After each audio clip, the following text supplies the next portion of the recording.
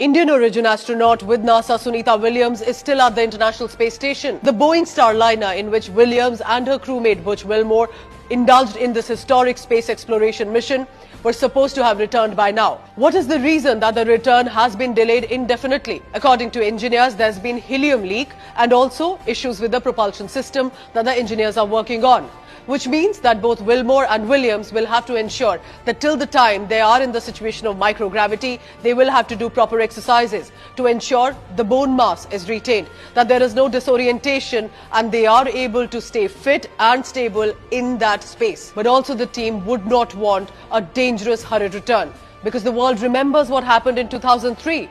Another Indian origin astronaut, Kalpana Chawla, and her team faced a fatal return.